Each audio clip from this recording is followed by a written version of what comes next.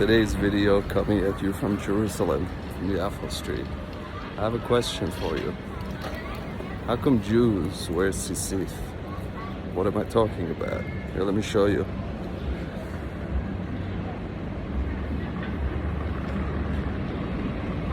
See these strings here? Now, what you're looking at over there is white and blue. Incidentally, the colors of the Israeli flag, probably not a coincidence. But what I want to talk about is the significance. A little bit. I'm going to talk a little bit about the significance of Tzitzith.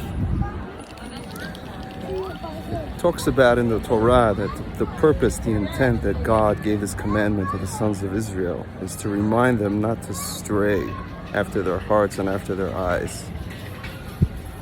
The sages explain God's concern here is about idol worship, basically any foreign worship other than Him, other than loving God Himself. And of course the other one refers to Znuth, which is basically worshiping and connecting with foreign women, or even from the nation of Israel, the types of relationships that aren't focused on the commandment of God, which is Peru or Vu, to be fruitful and to multiply. Of course, in a kosher way, the way the sages explained it. I'm going to be quoting a lot the sages because they are the ones who truly understood the words of the Torah and the will of God. And from there, we'll slowly get to the Kohanim, who are the authentic sages, the authentic instructors of Torah law. So just touching a little bit more on the Tzitzith, I want to explain a certain idea which is based on the Kabbalah. And if you looked at the Tzitzith that I'm wearing, I kind of have my own spin on it, which is essentially not mine. I call the authentic Tzitzith, the way our ancestors wore it. And essentially the actual garment that contains it, this white part, is made out of linen. 100% linen, which makes sense considering that we were slaves in Egypt and this is a hot climate. Jerusalem is a bit cooler, but generally it's the Middle East and this is our ethnic place. So it only makes sense that this garment is made out of linen and not wool. Never wool, okay? Wool is hot. Maybe during the winter possibly, but during the summer, which is most of the year over here in the Middle East, it's linen. Now, looking at the strings, the white part of the strings is from the same fabric as this, which is basically linen. However, when it comes to the blue, which is the actual crux of the commandment, that is made out of wool. Now, the interesting thing here is that the Torah actually forbids the mixture of wool and linen as a general rule. There are two exceptions. One is, of course, when it comes to Tzitzith, and the other is the priestly garments, the Bigdei Kehuna. So getting back to the Kabbalistic thought that I wanted to share, it's that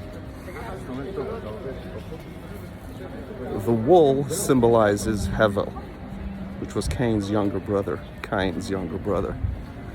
because as it says, it talks about in the story of Cain and Abel, was that Hevel's choice of bringing a korban, of bringing a sacrifice to God, was from the sheep.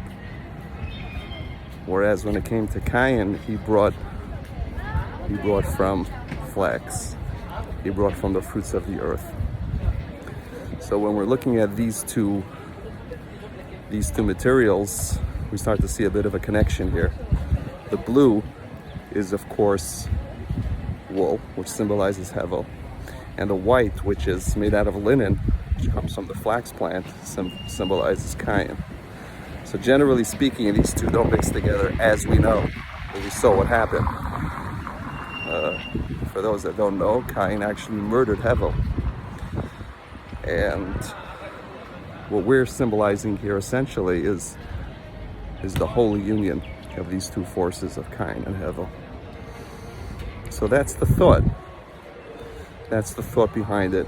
And for many centuries, us Jews, we weren't able to source the materials needed to wear the tzitzith the way we do today. But today we could. Today we do source it, and today we do wear it for those that are in the know of how to do it properly. And it's my view that this is simply opening the spiritual gateway to the Messianic era, to the era of the final temple here in Jerusalem, which we will see a unity of forces of Cain and Abel, two brothers in brotherly love. Let's see that happen.